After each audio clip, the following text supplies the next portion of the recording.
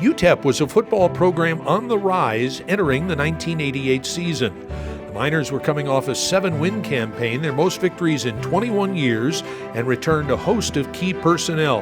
Expectations were sky high heading into the season opener against Mankato State in the Sun Bowl, and the Miners cruised to a 37-3 victory as John Harvey ran for 125 yards to set UTEP's all-time rushing record.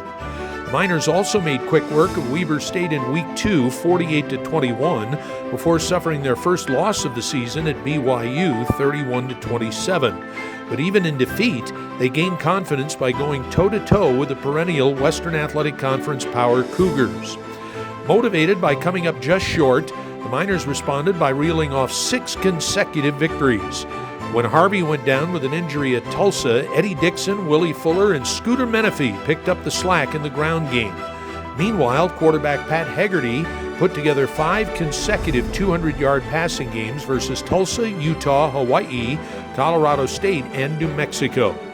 The UTEP defense also hit its stride, allowing a combined 23 points in lopsided victories over Colorado State, New Mexico, and New Mexico State.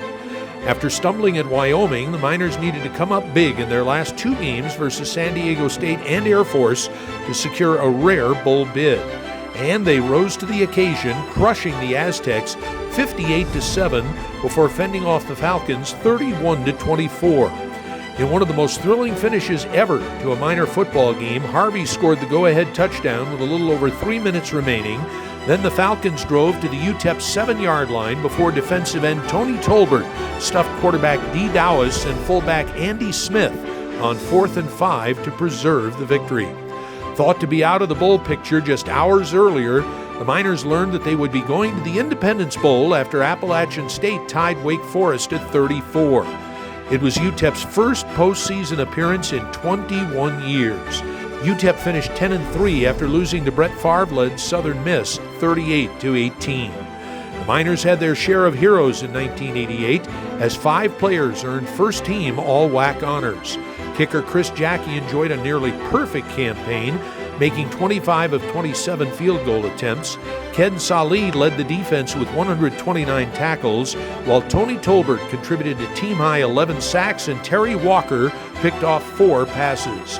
Meanwhile, center James Spady anchored the line for a Miner offense that averaged 35.6 points per game. It was a dream season for UTEP football. Now, 35 years later, the only 10-win team in the history of Miner football takes its place in the UTEP Athletics Hall of Fame.